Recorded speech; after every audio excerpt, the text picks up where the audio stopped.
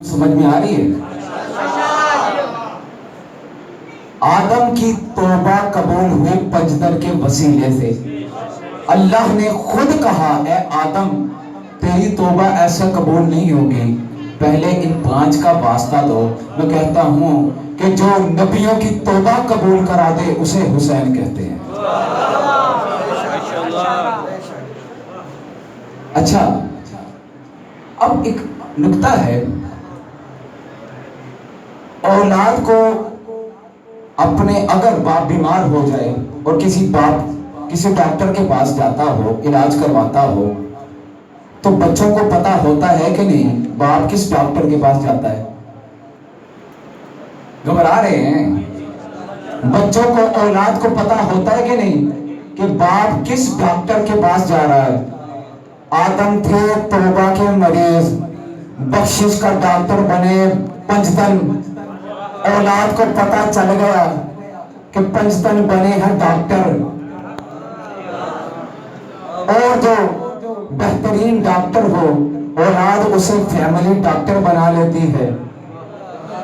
آدم کی اولاد نے اپنے باپ سے پنجتن کا وسیلے کو وراثت پا لیا۔ آدم کی اولاد نے پنجتن کے وسیلے کو اپنے باپ کی وراثت سمجھ لیا۔ اور ایک نکتہ ہے کہ اولاد کچھ ناخلف ہوتی ہے، کچھ خلف ہوتی ہے۔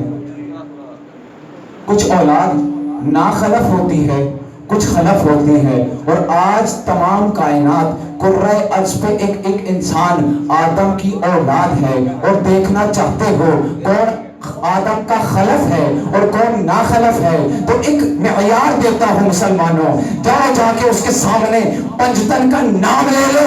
اگر چہرہ روشن ہو جائے سمجھ لینا خلف ہے، اگر چہرہ بگڑ جائے ناخلف ہے۔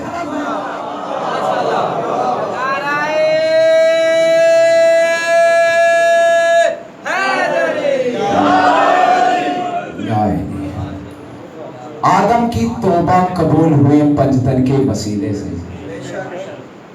اور آدم کو ہدایت کا پروردگار نے وسیلہ بنایا۔ اور انشاءاللہ کل گفتگو یہاں سے جاری کروں گا، لیکن ایک واقعہ آپ کی گوش گزار کرنا چاہوں گا، ہدایت کے ضمن میں ہے اس لیے ذکر کرنا چاہوں گا۔ بقیہ گفتگو انشاءاللہ کل یہاں سے شروع ہوگی۔ موضوع یاد رکھیے گا، ہدایت اور گمراہی۔ انشاءاللہ لطف آئے گا کہ اللہ نے ہدایت کا اہتمام خود کر کے بھیجا ہے۔ اب ہدایت کئی وسیلوں سے ہوتی ہے، اور آج ہدایت کا بہترین وسیلہ ذکر حسین ہے۔ دیکھیں یہ جو باتیں ہو رہی ہیں، جو میں گفتگو کر رہا ہوں، یہ بات دو باتوں میں سے ایک ہے، یا بات حق کی ہوتی ہے یا باطل کی ہوتی ہے۔ بات اگر حق کی ہو تو وہ ہدایت بن جاتی ہے، باطل کی ہو تو گمراہی بن جاتی ہے، اور جہاں ذکر حسین ہو جائے تو وہ یقیناً ہدایت کا راستہ ہوگا، اور جو مجلس حسین بن جائے وہ ہدایت کی درسگاہ بن جاتی ہے۔ ہم ہدایت کی درسگاہ میں بیٹھ کر وصول ہدایت کر رہے ہیں، کسب ہدایت کر رہے ہیں۔ جہاں بھی حسین حسین ہوتا ہے، علی علی ہوتا ہے، وہاں ہم لوگ ہدایت حاصل کر رہے ہوتے ہیں۔ ہماری مجلس ہدایت کا سبب ہے، زمینہ ہے، وسیلہ ہے۔ ہماری مجلسوں سے ڈرا نہ کرو، ان میں آیا کرو، تمہیں بھی ہدایت ملے گی، حسین ملے گا۔ ایران کا ایک شہر ہے یزد۔ ہاں، ایک تمہید باندھنا چاہوں گا کہ یہ مجالس ہدایت کا وسیلہ ہے۔ کوشش کریں محرم الحرام میں ہر بندہ اپنے گھر ہدایت کے وسیلے کا انتظام کرے۔ ہدایت کے وسیلے کا انتظام کرے یعنی مجلس حسین کا اہتمام کرے، کوشش کرے ہر بندہ۔ اور اگر جیب اجازت دیتی ہے تو نیاز کا اہتمام کرے، ورنہ کوئی حرج نہیں ہے۔ اور جو صاحب وسائل ہیں انہیں چاہیے کہ ایسے مومنین جن کے پاس وسائل نہیں ہیں ان کے امداد کریں تاکہ وہ ذکر حسین برپا کریں، اور اس کی فضیلت بیان کرنے لگا ہوں۔ ایک واقعہ ہے، ایران کا ایک شہر ہے یزد، وہاں کچھ نوجوانوں نے چاہا کہ ذکر حسین برپا کریں، بہت دل چاہا کہ ہم نے حسین کی مجلس کرنی ہے، اور انہوں نے مجلس کا اہتمام کیا، لیکن ان کے پاس نیاز طعام کے لیے پیسے نہیں تھے، رقم نہیں تھی۔ وہ کچھ جوان مل کر ایک جسے کہتے ہیں علاقے کی عظیم ہستی، بڑی ہستی، تاجر کے پاس گئے، بہت جانا مانا تاجر تھا، اس کے پاس گئے اور کہا کہ ہم اس طرح ذکر حسین کرنا چاہتے ہیں، ہمارے پاس مجلس کرانے کے پیسے نہیں ہیں۔ تو کہا بتائیے میں آپ کی کیا خدمت کروں؟ انہوں نے کہا ہمیں کچھ جتنا ہو سکتا ہے اتنی امداد کریں۔ اس تاجر صاحب عرفان تھا، لالچی نہیں تھا، دنیا دار نہیں تھا، حسینی تھا۔ اس نے فوراً جیسے ہم کہتے ہیں چیک بک نکالی، جوانوں کے سامنے رکھ دی، جوانوں کے سامنے رکھ دی اور کہا جتنی چاہو رقم لکھ لو، لیکن یاد رکھو مجلس حسین کرا رہے ہو، رقم کم نہ لکھنا۔ خود کہہ رہا ہے مجلس حسین کرا رہے ہو، رقم کم نہیں ہونی چاہیے۔ جوانوں نے کانپتے ہاتھوں سے زیادہ رقم لکھ دی اور گھبرا کے اسے چیک دیا، اور ذہن میں سوچ رہے تھے پتہ نہیں اتنی رقم دیکھ کے سائن کرے گا، دستخط کرے گا بھی یا نہیں۔ وہ تاجر ان کے ذہن کو سمجھ گیا، اس نے چیک پکڑا، رقم پہ ہاتھ رکھا اور دستخط کر دیے۔ رقم پہ ہاتھ رکھا، دیکھا نہیں کہ کتنی رقم ہے، اور خاموشی سے دستخط کر دیے۔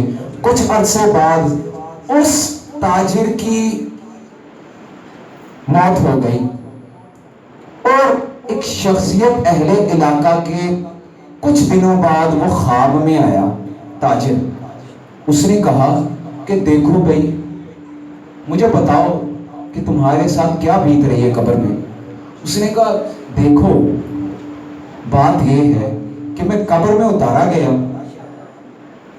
اور منکر نکیر آئے، میرا نامہ اعمال حسین کے ہاتھوں میں دیا کہ حسین دستخط کرے، کہتا نہ معلوم ان کے ذہن میں کیا آیا، انہوں نے میرے اعمالوں پہ ہاتھ رکھا اور دستخط کر دیے۔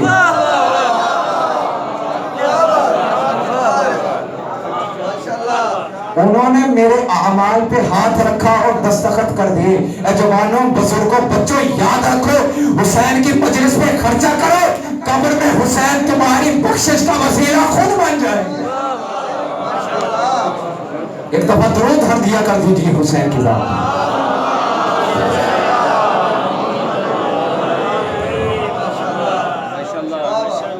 تو کچھ سمجھ میں آ رہی ہے؟ یہ ہے ذکر حسین کی سبب، برکات، فضیلتیں۔ اور ہم خرچہ یوں ہی نہیں کرتے، ہمیں معلوم ہے ہل جزاء الاحسان الا الاحسان، پروردگار کا قانون ہے کہ تم ایک نیکی کرو میں 10 گنا بڑھا کے دوں گا۔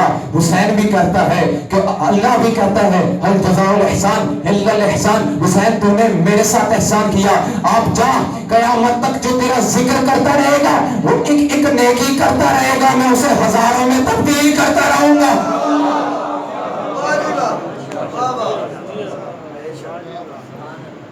آپ کا کام ہے ذکر حسین برپا کریں، اللہ کا کام ہے آپ کی بخشش کرے گا، جنت دے گا۔ لیکن شرط یہ ہے ذکر حسین کو حسین کے لیے کریں، جنت کے لیے نہیں۔ دیکھیں انسان دیواروں سے پیار کرے نا، انسان بے وقوف ہوتا ہے، اہل خانہ سے پیار کرے باشعور ہوتا ہے۔ جنت کی دیواریں ہیں لکڑیاں، اینٹیں، سیمنٹ، جو بھی ہیں جس کی بھی ہمیں نہیں پتا، لیکن دنیا کے مطابق ہم یہ کہتے ہیں جنت کی دیواریں جو بھی ہیں دیواریں ہیں، لیکن حسین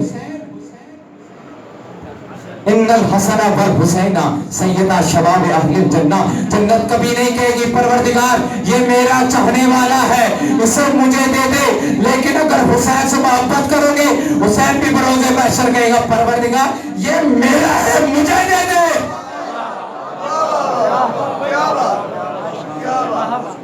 جنت نہیں کہے گی، جنت کے لالچ میں نہ رہو کہ جنت آ کے کہے گی پروردگار ساری زندگی میرے لیے دعائیں مانگتا رہا ہے، پروردگار اب جب آخرت آ ہی گئی ہے میرے سامنے کھڑا ہے مجھے دے دے۔ نہیں، اس کا کوئی فائدہ نہیں۔ ایک دفعہ حسین کے در پہ آ کے تو دیکھ، یزید کی ہڑ کی مثال لے لو، حسین کے کتنا شب عاشور تک حسین کا راستہ روکنے والا تھا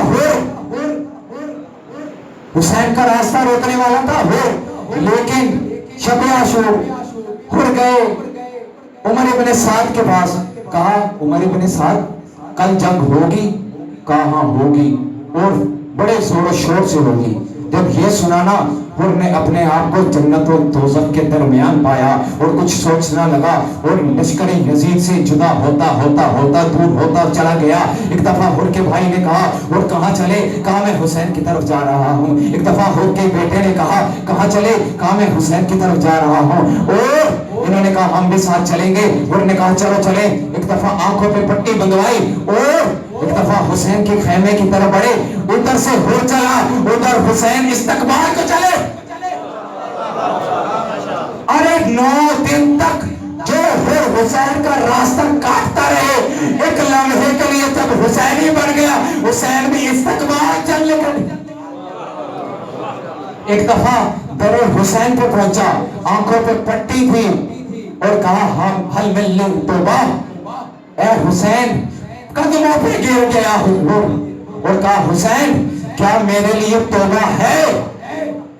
حسین نے ہر کو جب قدموں پہ گرا دیکھا فوراً اٹھایا اور سینے سے لگا کے کہا جا ہر تجھے میں نے بھی معاف کیا، میرے پروردگار نے بھی معاف کر دیا۔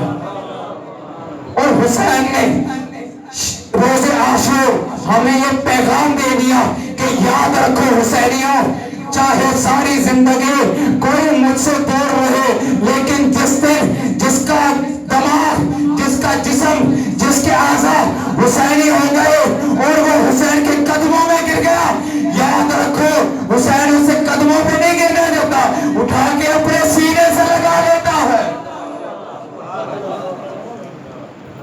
یہ ہے حسین، ہدایت کا چراغ، سفینہ نجات ہے حسین۔